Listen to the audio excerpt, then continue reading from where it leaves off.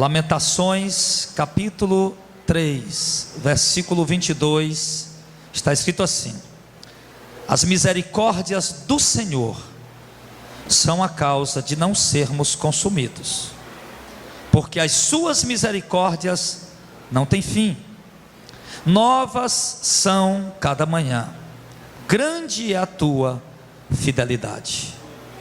Eu quero falar hoje um pouco sobre a misericórdia de Deus, a misericórdia do Senhor. Nós temos falado muito sobre o Deus da ira, o Deus do grande julgamento. Nós temos falado muito do Deus que um dia se assentará em seu trono de glória para julgar as nações. Temos falado de um Deus onde Ele diz que o seu juízo será sem misericórdia, que o seu juízo será como um fogo, com ira, de um Cristo que virá nas nuvens do céu, com semblante de ira, para condenar as nações e para salvar o seu povo, de um Cristo que vem ardendo em furor e cólera, onde a palavra de Deus diz em Malaquias capítulo 3, que o dia dele será, que os ímpios serão como palha diante do Senhor naquele dia. Nós temos falado desse Deus, irmão, que se irou no passado, que vai se irar no futuro, um dia do julgamento, mas que também está irado no presente. Porém esse Deus que se irou, que se irará e que está irado no presente, por conta da depravação e do pecado da sociedade. As Escrituras dizem também que esse Deus é um Deus misericordioso. O profeta Jeremias está vendo um cenário de desolação. O profeta Jeremias está andando pelas ruas, ele está vendo crianças mortas, decapitadas pelas mãos. O exército caldeu entrou pelo braço de Nabucodonosor e entrou dentro de Jerusalém, matou velhos, matou crianças, mulheres, rasgou grávidas ao meio. Jeremias está vendo pessoas despedaçadas pelo meio da rua, e está vendo outros agonizando e morrendo de fome, e ele chega a dizer no livro de Lamentação: mais bem-aventurados são aqueles que morreram à espada, do que esses que estão morrendo de fome agora. Jeremias está vendo um cenário, irmão, destruído. Jeremias está vendo as ruas banhadas de sangue. E ele sabe, Jeremias sabe que isso foi um juízo de Deus, que isso foi a ira de Deus contra aquele povo rebelde e desobediente. Jeremias sabe que ali foi a ira do Senhor, foi o juízo do Senhor contra aquele povo rebelde e idólatra, que ao invés de estarem buscando a Deus, adorando a Deus e seguindo a doutrina de Deus, estão adorando a outros deuses e seguindo outra doutrina. Mas quando Jeremias olha para aquele cenário e vê que Deus poupou, Jeremias vê que Deus poupou milhares de pecadores, que Deus poupou milhares de pessoas, que Deus não consumiu a cidade por inteiro com o seu furor, porque Ele poderia ter feito isso. Quando Jeremias olha e vê que Deus poupou algumas pessoas, Jeremias vê o quê? Que a misericórdia de Deus é muito grande.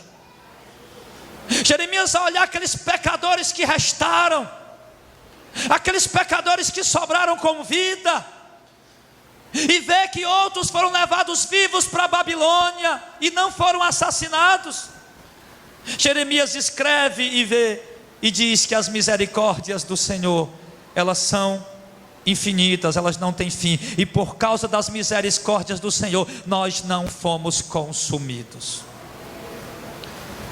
E é exatamente isso, irmão, que tem acontecido nos dias atuais com cada um de nós,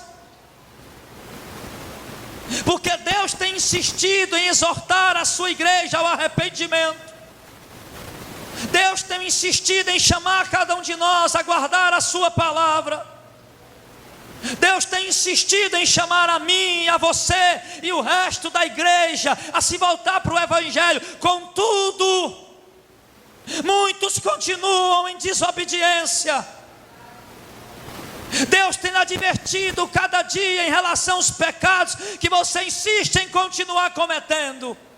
e ainda assim Deus ainda não te consumiu, ainda assim Deus ainda não te lançou no inferno. E por quê? Porque a misericórdia dele é grande e está sobre a sua vida. Mas eu quero que você entenda uma coisa, que a misericórdia de Deus um dia ela vai cessar, e o juízo virá sobre a cabeça de todo homem. Então você tem que aproveitar a misericórdia de Deus enquanto Ele está sendo longânimo, porque no dia do julgamento não haverá longanimidade da parte do Senhor. Nós temos que aproveitar hoje, enquanto Jeremias disse que as misericórdias do Senhor são tão grandes, e são as causas de nós não termos sido consumidos, elas se renovam cada manhã. O profeta Jonas falando também da misericórdia do Senhor, vai lá para Jonas, livro de Jonas capítulo 4, Jonas, depois de Amós, Obadias, aí é Jonas capítulo 4 versículo 2, quando Jonas foi ordenado por Deus a ir pregar na cidade de Nínive, e todos nós sabemos que Jonas não queria ir pregar na cidade de Nínive, porque a cidade de Nínive era uma cidade depravada, pecadora, idólatra, uma cidade que não conhecia a Deus. O povo de Nínive era um povo pervertido, promíscuo, era um povo violento, um povo sanguinário, que não poupava a presa que eles viam pela frente. Um povo que estava disposto a entrar em qualquer cidade, matar mulher, criança e levar os despojos, tomar os pertences das pessoas. E Deus resolve enviar o profeta Jonas lá, e nós sabemos que Jonas não queria ir. Jonas não queria ir pregar. Jonas era para ter ido para o norte, para Nínive, aonde ele tinha que navegar por 900 quilômetros. Mas Jonas resolveu navegar para Jope, para o sul, navegar mais longe ainda, 1.200 quilômetros. Porque Jonas não queria ir pregar em Nínive. E tudo isso por quê? Por causa do versículo 2. E orou Jonas ao Senhor e disse: Ah, Senhor, não foi isso que eu disse estando ainda na minha terra? Por isso me preveni, fugindo para Tarsis, pois sabia que és Deus piedoso e misericordioso, longânimo e grande em benignidade, e que te arrepende do mal. O que é que Jonas está dizendo? Senhor, eu tenho ódio dos ninivitas, Senhor, eu detesto os ninivitas, e sei que o Senhor também tem ira sobre eles, porque é um povo sanguinário, idólatra, e eu sei que a tua ira também está sobre todo idólatra. É um povo pervertido, adúltero, promíscuo, e eu sei que a tua ira está sobre todo adulto e promíscuo, e mentiroso e pecador. Mas eu sabia que quando o Senhor manda alguém pregar arrependimento, é porque o Senhor quer levar aquelas pessoas ao arrependimento, é porque o Senhor quer salvar aquelas pessoas. Jonas está dizendo, mesmo o Senhor estando irado, mesmo o Senhor estando irado com determinada pessoa, com determinada cidade, com determinada nação, ainda assim Deus manda alguém pregar e chama eles ao arrependimento. Por quê? Porque Deus é um Deus longânimo, Deus é um Deus benigno, um Deus piedoso, um Deus misericordioso, grande em benignidade, que se arrepende do mal. Quando ele diz que Deus se arrepende do mal, o que é que ele quer dizer com isso? Que Deus está irado contra a humanidade e Ele vai condenar os pecadores. Mas se o pecador se arrepender, então Deus não condena aquele. É isso que ele está querendo dizer.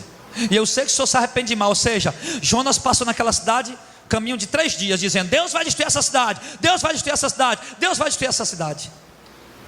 Mas quando o povo se arrependeu, Deus poupou a vida do povo.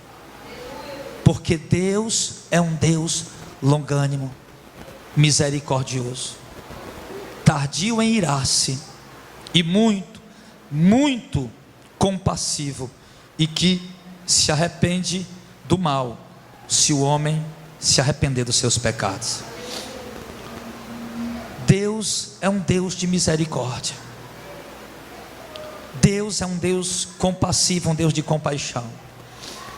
Se nós olharmos para a história de Israel, nós vamos ver Israel frequentemente, constantemente, quase que continuamente pecando contra Deus, traindo a Deus.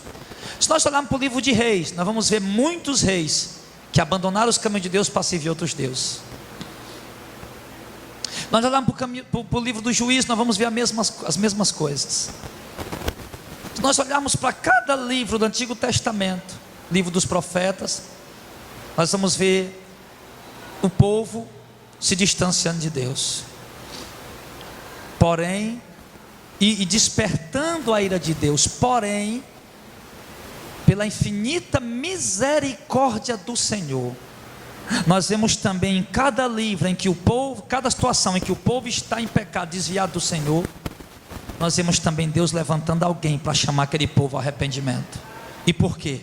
Porque a misericórdia dele é grande, e ele quer poupar aquelas pessoas, como ele nos trouxe aqui essa noite, para nos advertir do nosso pecado, porque ele está querendo também nos poupar, porque Deus conhece o teu pecado. Deus conhece os que aqui são mentirosos. Deus conhece os que aqui são desonestos. Deus conhece os que aqui são rebeldes, desobedientes. Deus conhece os que aqui estão fornicando, adulterando, se prostituindo. Deus conhece a vida de cada um de vocês, de cada um de nós.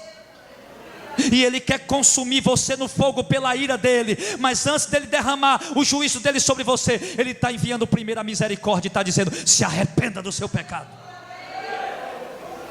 se arrependa da sua iniquidade. Ele está primeiro te chamando ao arrependimento, porque Ele não quer fazer isso. Ele só vai fazer se você persistir no pecado. Nós vimos Israel desviado tantas vezes, mas olha o que o profeta Isaías disse aqui, Isaías 54, do verso 7 ao 10. Volta um pouquinho, volta lá, é vizinho a Jeremias, Isaías 54, do verso 7 ao 10. Olha o que Deus diz aqui.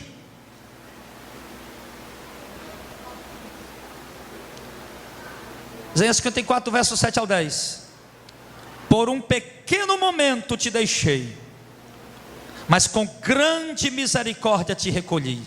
O povo estava em pecado, o povo estava em idolatria, o pecado que Deus mais abomina, a idolatria, prostrar diante de imagens.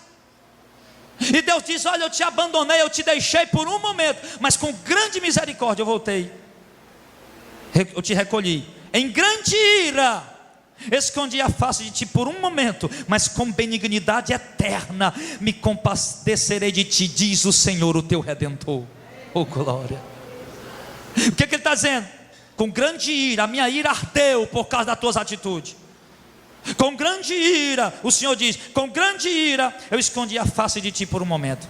Ou seja, Deus está virado contra aquele povo, pelo pecado dele, por aquele povo ser um povo desviado, um povo rebelde, desobediente, não dava ouvido à palavra dos profetas, a mensagem, a exortação dos mensageiros. E a ira de Deus se acendeu contra aquele povo, e Ele escondeu a face dele, do povo, por um momento. Por um momento Ele escondeu a face do povo, porque Ele está virado. Quem sabe nesse dia, meu irmão, a face de Deus também está virado contra ti, e a ira de Deus também não esteja acesa contra você, e você nem percebe. Quem sabe a ira de Deus está acesa contra ti, jovens, que não digo propriamente você que está aí, mas se você se enquadra nisso, de repente a ira de Deus está voltada contra ti, jovens que não têm compromisso com Deus, jovens que não se santificam, jovens que não buscam a Deus, que não servem a Deus, que tem apenas uma aparência de crente, mas no colégio, na faculdade, seja lá na rua, onde for, no meio dos amigos, dos colegas, vive uma vida imoral e pervertida, é desobediente e rebelde com os pais, é insubmisso, respondão. De repente a ira de Deus está acesa contra a tua vida, mas Deus essa noite está dizendo: com grande ira por um momento eu virei a face contra ti, mas com misericórdia eterna eu quero te resgatar essa noite.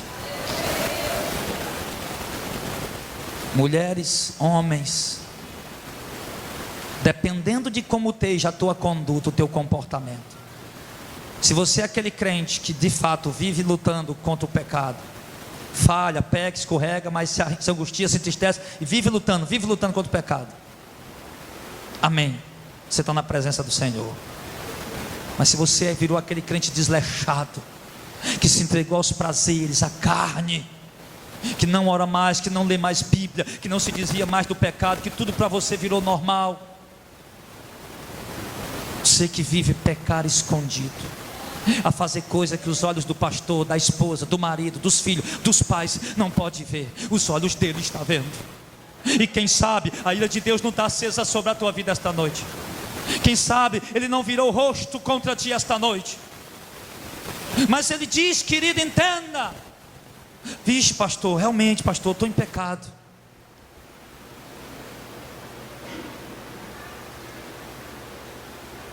Realmente, pastor. Vixe, pastor, realmente eu estou mentindo.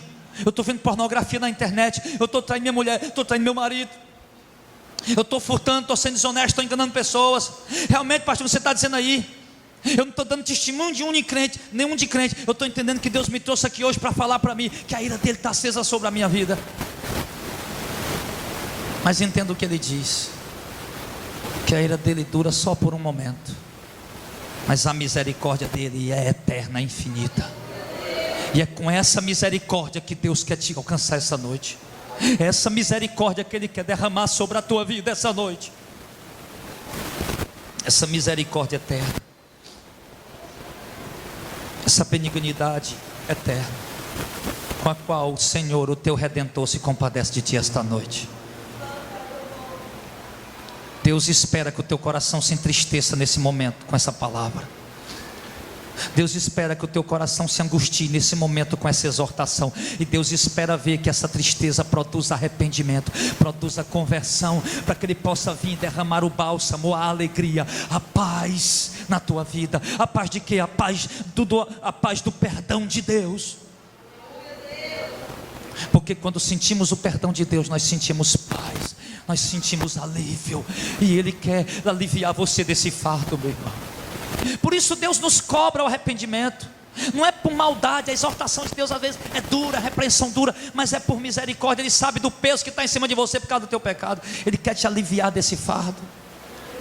Porque no momento que você se arrepender, Ele vai aliviar você desse fardo, vai tirar essa culpa de cima de você e vai lhe perdoar. Sim. Ele diz no verso número 9: porque isso será para mim como as águas de Noé, pois jurei que as águas de Noé não endunariam mais a terra. Assim jurei que não miraria mais contra ti, nem te repreenderia.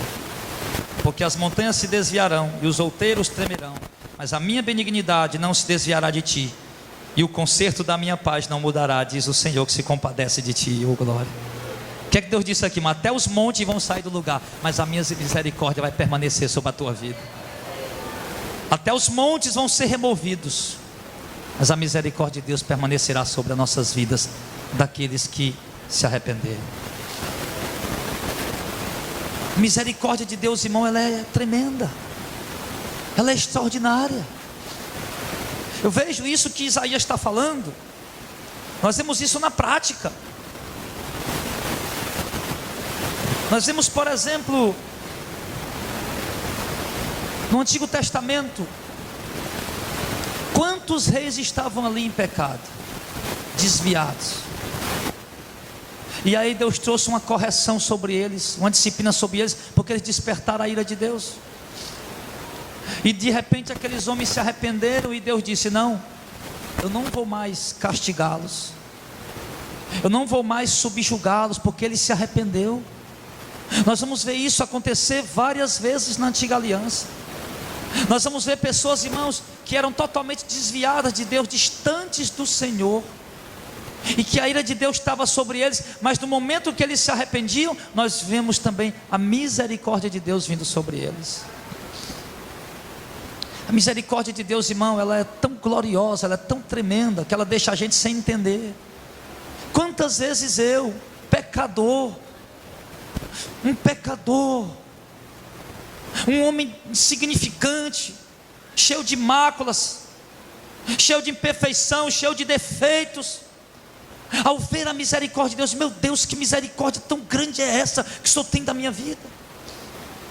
Meu Deus, que compaixão tão grande é essa que o Senhor tem de mim? Você nunca sentiu isso, não?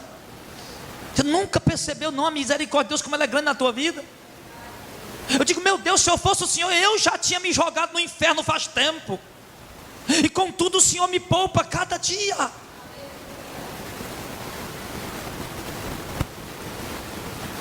Misericórdia de Deus, irmão, algo extraordinário. Nós vemos, por exemplo, lá em Lucas capítulo 7, no verso 36 em diante. Não precisa abrir não, é uma passagem conhecida. Jesus na casa de um fariseu, jantando com ele. Chega uma mulher pecadora. Ela pecadora mesmo, a prostituta, adulta. Ela chega ali e começa a chorar aos pés do Senhor. E quando ela começa a chorar ali aos pés do Senhor, os fariseus tudo começam a olhar. E o fariseu começa a olhar, começa a dizer: se esse homem fosse profeta, estava vendo que essa mulher era uma pecadora e ia tocar nele. E de repente Jesus surpreende todas aquelas pessoas. Jesus conhece que aquela mulher é pecadora. Jesus conhece que aquela mulher é uma prostituta. Jesus conhece que aquela mulher é uma vida desmantelada. Mas Jesus naquele momento está olhando para o coração arrependido daquela mulher. E Jesus diz para ela: os teus muitos pecados estão perdoados. Um Deus de misericórdia era para ser o primeiro a dizer: mulher, sai daqui que eu sou santo. Mas não, os outros pecadores quem julgaram ela, mas o Deus santo usou de compaixão e misericórdia com ela. Nós vemos aquele outro exemplo lá em João capítulo 8, a partir do verso 1. A mulher apanhada em adultério. Os líderes religiosos estavam ali querendo cumprir pelo menos uma parte da lei. E eles levam aquela mulher até Jesus, mas o texto diz que ele não estava preocupado em cumprir a lei, coisa nenhuma. Eles estavam querendo era testar Jesus. Leva aquela mulher: Senhor, essa mulher foi apanhada em adultério agora. A lei manda apedrejar. E nós somos judeus, seguimos o judaísmo, temos que apedrejar, Senhor. Mas o Senhor, o que é que o Senhor diz? Jesus diz: pela misericórdia dele, qualquer um de vocês, se não tiver pecado, joga a pedra nela. E de repente aqueles homens começam a aprender também o que é misericórdia. Porque o Deus Todo-Poderoso disse: misericórdia quero e não sacrifício. Conhecimento de Deus mais do que holocaustos e ofertas. A Bíblia diz que Deus é amor, e quem ama está em Deus. Quem não ama não viu a Deus, porque Deus é amor. E nós vimos ali o amor e a misericórdia de Cristo com aquela pecadora adúltera. A lei mandava: se uma mulher for apanhada em adultério, apedreja. E ali os líderes, os judeus foram embora, jogam as pedras. E Jesus olha para aquela mulher e diz: mulher, cadê os teus... Alguém te condenou? Ela disse: não. E Jesus disse: pois eu também não te condeno. Porque ele não veio para condenar o mundo, ele veio para salvar o mundo. Porém ele adverte aquela mulher: mas vai e não peque mais. Não é que Jesus disse: olha, eu te perdoei, também não te condeno. Eu sim poderia te condenar. Jesus podia estar dizendo: eu vou sentar no juízo, no julgamento, porque está escrito no Evangelho que Deus mesmo não vai julgar ninguém, mas deu ao Filho todo o poder de julgar. É o próprio Jesus quem vai julgar a humanidade. E Jesus podia ter dito: eu sim recebi o poder de julgar, mas eu não vou te condenar, eu vou te perdoar. Mas eu te digo: saia daqui, vá para sua casa, mas não peque mais. A misericórdia dele, irmão. Você está ouvindo a misericórdia de Deus falando contigo hoje? Deus está te dando uma chance pela misericórdia dele. Sendo acusada de pecado pela sua própria mente, pelos seus próprios atos, você mesmo estava se acusando dos seus próprios pecados. Mas o Senhor não te acusa nem te condena esta noite, porque a misericórdia dele é muito grande. Mas ele lhe adverte: não peque mais. Nós vemos tantos exemplos na Bíblia, nas Escrituras, na misericórdia grandiosa desse Deus. E nós vimos um Deus misericordioso no Antigo Testamento, um Deus que se irava assim, um Deus que castigava, que matava, que reduzia a pó nações, mas se havia alguém que se arrependesse, ele poupava pela misericórdia dele. Nós vemos no Novo Testamento esse mesmo Deus se manifestando mais uma vez, da mesma maneira, da mesma forma, trazendo uma palavra de juízo, uma palavra de julgamento, de sentença, mas advertindo o povo que se eles se arrependessem, eles não seriam condenados. Jesus saiu lá do céu, o verbo se fez carne e habitou entre nós, só para trazer uma única mensagem, que foi: se arrependam, para vocês poderem entrar no reino de Deus. Isso é a misericórdia de Deus. Isso é o tamanho da misericórdia de Deus com o pastor, ao ponto de ele ter amado-nos tanto, que deu o seu Filho unigênito, para que você que crê não seja condenado, mas tenha a vida eterna. A misericórdia de Deus levou o Filho dele amado a ser pendurado naquela cruz. E a misericórdia de Deus olhou para o Filho dele sendo moído, e a Bíblia diz no profeta Isaías que Deus se agradou em moê-lo, porque para poder salvar a tua vida tão grande, a misericórdia de Deus por nós. A gente diz: Deus estava chorando quando Jesus estava sendo crucificado. Não, Deus estava triste de modo algum. Isaías diz que Deus estava contente, Deus estava feliz, que ele se regozijou ao ver o Filho dele sendo crucificado. Por quê? Não era que Deus era um Deus masoquista, bem feito, está assistindo dor. Não era isso, não é nesse sentido. Mas Deus se alegrou em moê-lo. Por quê? Porque viu o grau de obediência que o Senhor Jesus manifestou, ao ponto de ele suportar a morte de cruz, por amor ao Pai. E Deus se agradou com aquilo, porque Deus viu que ele fez aquilo por obediência. E esse era o plano de Deus para nos salvar, um plano extraordinário.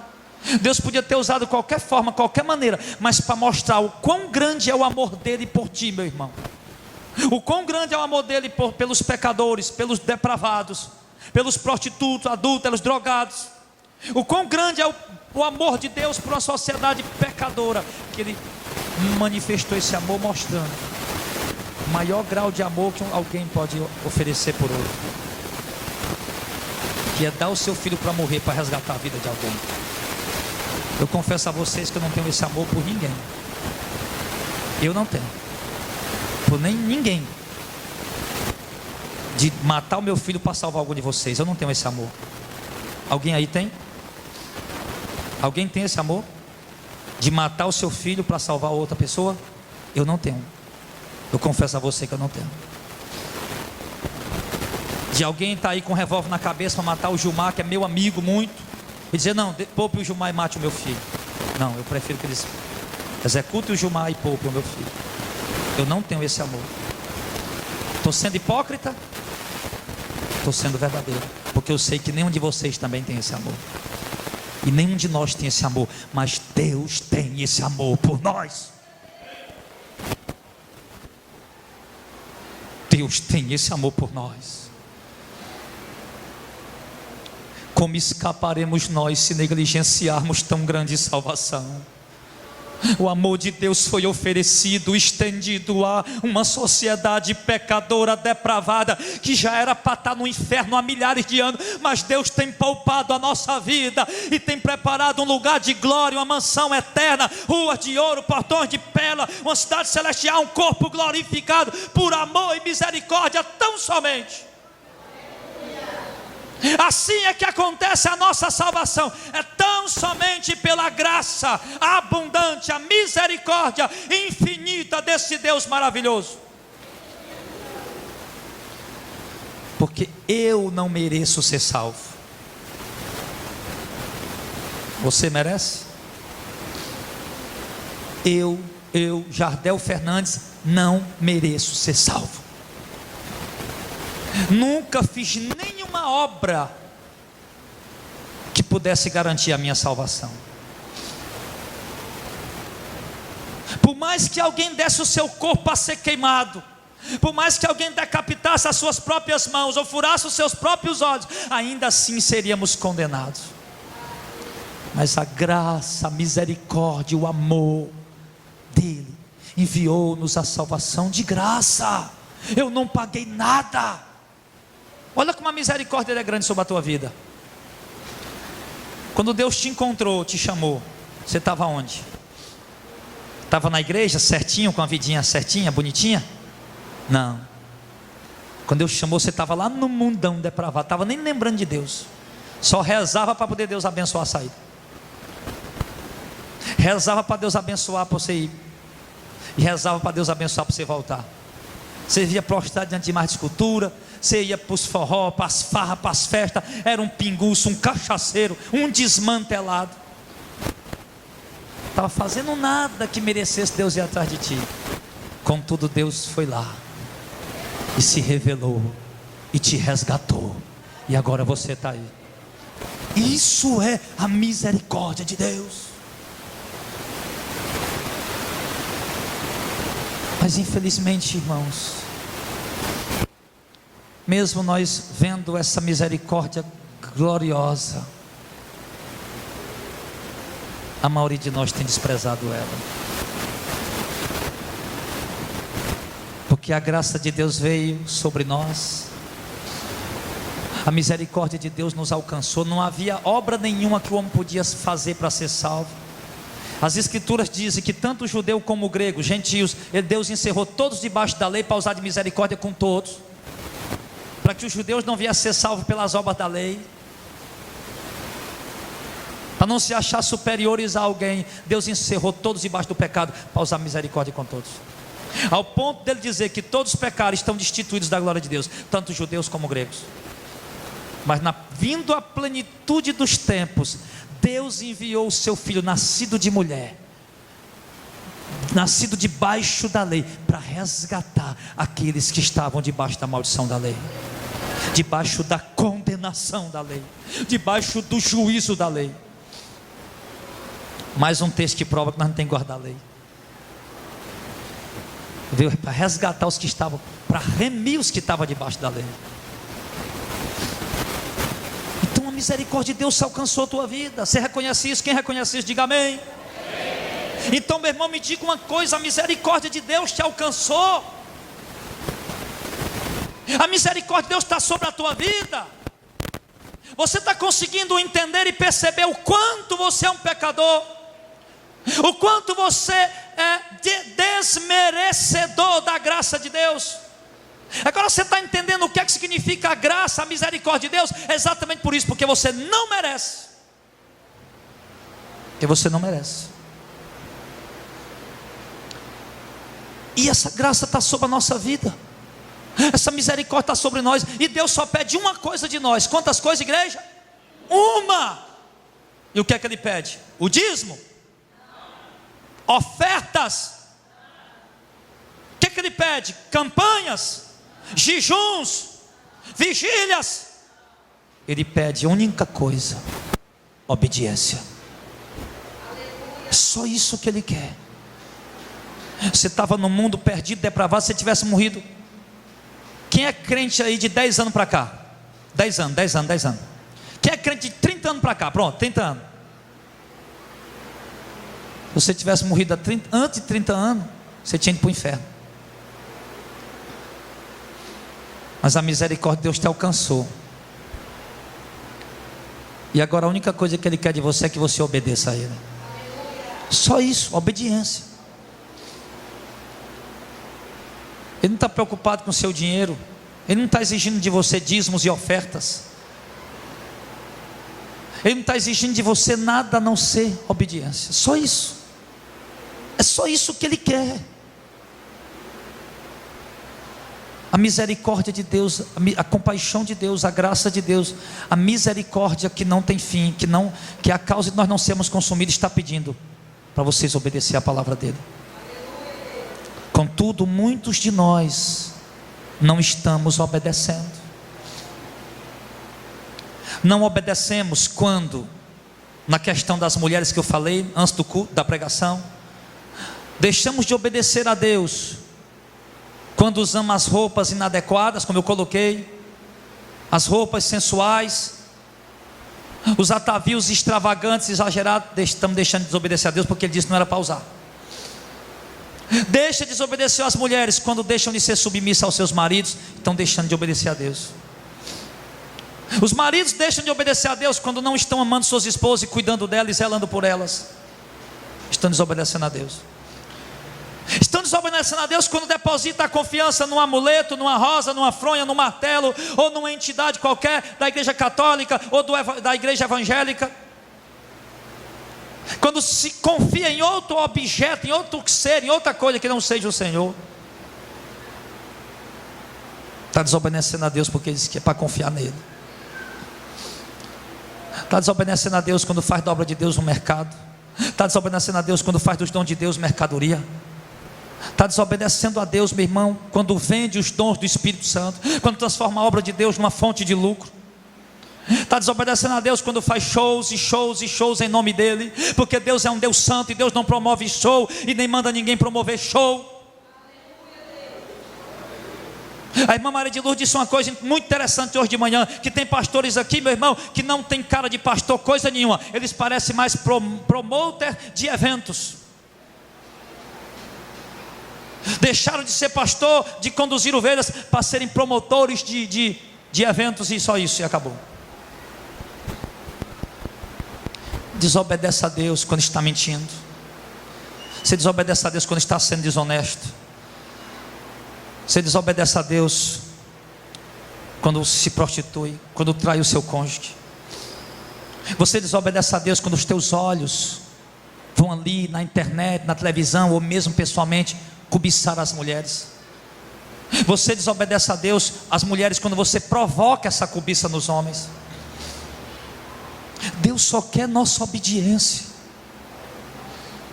Tem muita gente trazendo muito dízimo, muita oferta, pegando muito envelope, mas não está obedecendo. Tudo isso está sendo em vão se não houver obediência. Eu digo, o dízimo deixa para lá, que isso aí não existe mais, né? Esse negócio de envelope, essas coisas também, isso aí acabou. Então, meu irmão, você que está desobedecendo, você está rejeitando a misericórdia e a graça desse Deus. Não obstante, Deus tem te dado tanta oportunidade. Não obstante, Deus tem falado tanto com você, tem exortado tanto você. Quantos cultos você tem vindo e Deus fala contigo fortemente? E você sai ali com convicção, foi para mim essa palavra.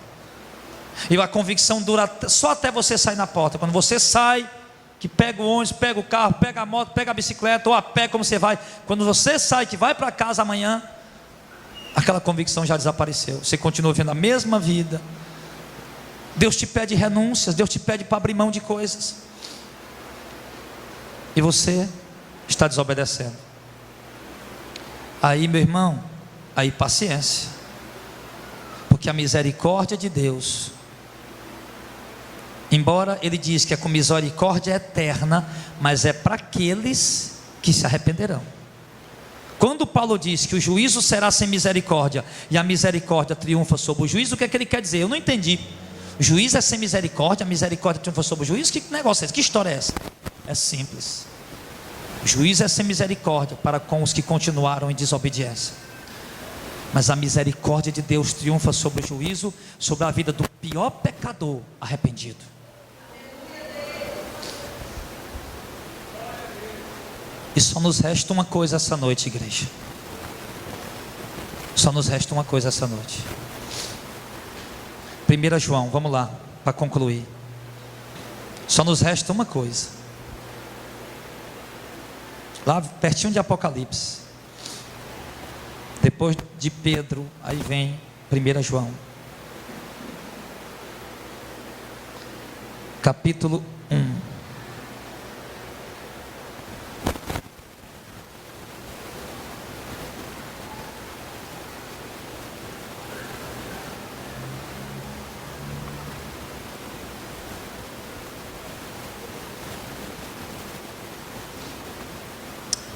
Primeira João capítulo 1, todos acharam?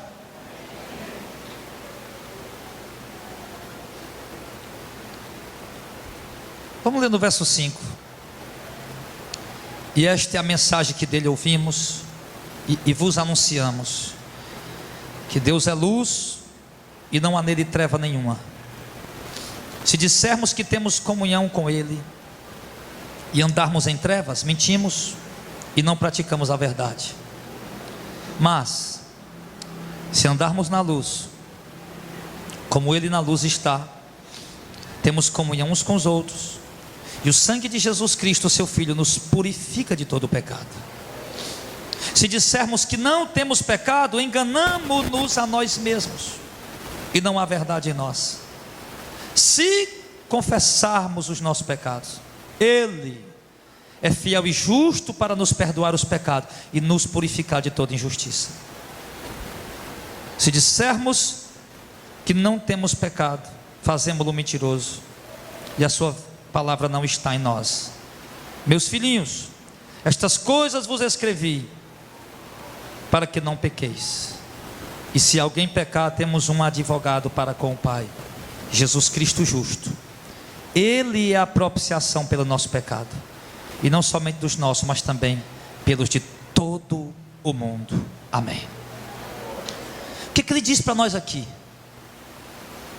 Que nós precisamos, primeiro, se nós dizemos que estamos nele, mas andamos nas trevas, ou seja, no pecado, nós somos mentirosos. Mas se nós andamos na luz, na palavra dele, como Deus é luz e está na luz, assim nós estaremos na presença dele e teremos nossos pecados purificados. Mas ele diz do verso 8 e diante, diz que nós precisamos primeiro reconhecer que somos pecadores, e achegarmos-nos a Ele com o espírito quebrantado, um coração compungido e contrito, confessando a Ele os nossos pecados. E Ele diz que consequentemente, se nós confessarmos a Ele o nosso pecado, Ele nos purificará de toda injustiça e nos perdoará dos nossos pecados. É isso que nos resta: confessar a Ele, se arrepender, e então Ele nos purificará pela sua infinita misericórdia. Não vá confiar na misericórdia de Deus e continuar em pecado, não. Não há misericórdia, Deus já me alcançou, então vou continuar pecando. Isso era uma das doutrinas gnósticas do primeiro século. Inclusive o Judas, o Judas escreve a sua carta falando sobre isso, que tem alguma doutrina que entrou lá, a doutrina gnóstica junto com outras doutrinas, que estão transformando a graça de Deus em libertinagem. Ou seja, eu fui salvo pela graça, então posso continuar pecando, que mesmo assim eu continuo salvo. Eu fui salvo pela graça, vou continuar pecando, que mesmo assim eu estou salvo? Que conversa é essa? O apóstolo Paulo diz: como pecaremos nós que já estamos mortos para o pecado? Ei Paulo, eu peco para que a graça abunde cada vez mais, porque você falou que quanto mais o cara pecou, mais a graça abundou sobre ele. Então a gente continua pecando para a graça abundar cada vez mais? E Paulo diz: de modo nenhum. Agora nós estamos mortos para o pecado e temos que andar em novidade de vida, ao ponto da nossa vida não vivermos mais nós, mas Cristo viver em nós. E a vida que eu levo agora, disse o apóstolo, eu vivo pela fé no Filho de Deus. Então, querido, e ele diz aqui para concluir, que após nos arrependermos e confessarmos nossos pecados e sermos limpos e purificados pela misericórdia infinita de Deus, porque aprendemos aqui que não há pecado que Deus não perdoe, que o pecado dele, Ele perdoa o pecado. Se você adulterou, Deus perdoa. Se você prostituiu, Deus perdoa. Se você fornicou, Deus perdoa. Se você mentiu, fartou, matou, furtou, Deus perdoa. Mas desde que haja arrependimento verdadeiro. E quando houver o arrependimento verdadeiro, Deus vai lhe perdoar. E quando Deus lhe perdoar, a graça de Deus estará lá sobre a sua vida, a misericórdia infinita para lhe salvar.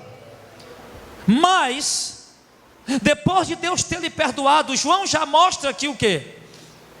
Que nós continuaremos sendo pessoas imperfeitas, santos, lavados, remidos, purificados, mas imperfeitos, ainda sujeito a escorregos, ainda sujeito a falhas e ainda sujeito ao pecado. Mas aí ele vai e fala: o que eu vou dizer agora não é para vocês continuar pecando, mas se por acaso alguém aí pecar, lembre de uma coisa, que Jesus Cristo homem, Ele é o nosso advogado diante do Senhor. Se por acaso, depois de ter sido purificado, limpo, lavado, e você cometeu um escorrego, uma queda, um pecado, porventura, por acaso, meu irmão, não dê por perdido. Ele diz que nós temos um advogado junto ao Pai, que é Jesus Cristo. Ou seja, Ele mostra a oportunidade de salvação até o último momento. Até para aqueles que já caíram, que já se desviaram, Ele diz: é só se arrepender e se levantar, que o perdão de Deus virá sobre a sua vida. Não adianta continuar vivendo nesse pecado. Eu já estou no inferno mesmo, eu vou continuar pecando. Não, meu irmão, Deus pode lhe salvar. Para minha vida não tem mais jeito, eu já matei, já trafiquei, já fiz muita coisa errada, não tem mais jeito. Tem sim, Ele quer te perdoar.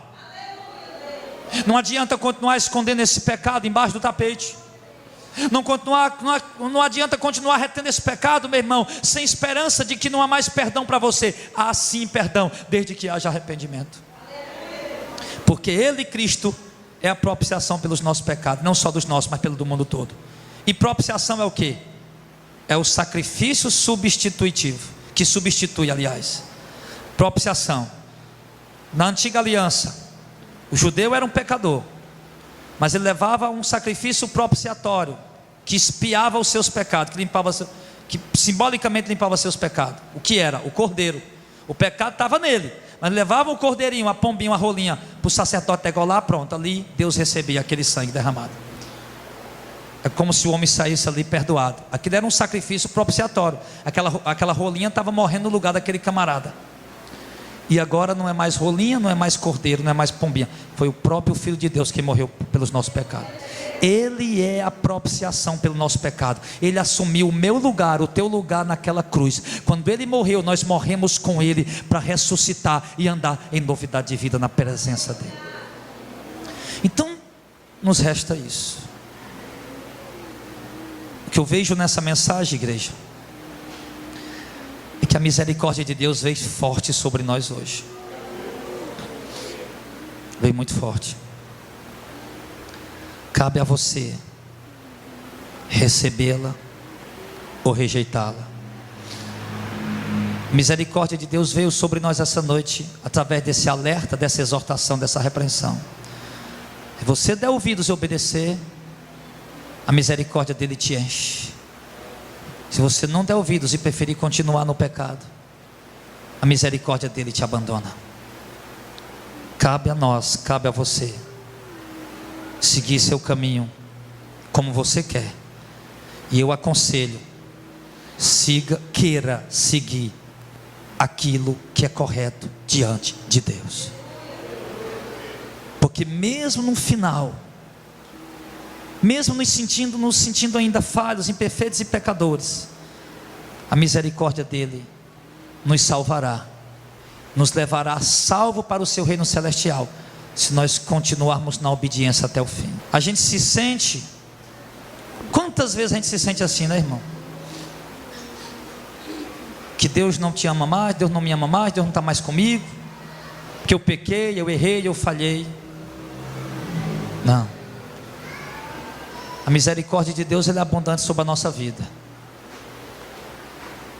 Se esse pecado foi por acaso e você se arrependeu, pode ter certeza que a misericórdia dele está sobre você. Mesmo que você não esteja sentindo aquela alegria, aquele gozo, mas está. Isso é um fato, isso é bíblico. Mas se de fato você o abandonou, ele também te rejeitará. Que você possa colocar isso no seu coração, que a misericórdia de Deus, ela é grandiosa e é oferecida de graça para qualquer um que o aceitar pela fé.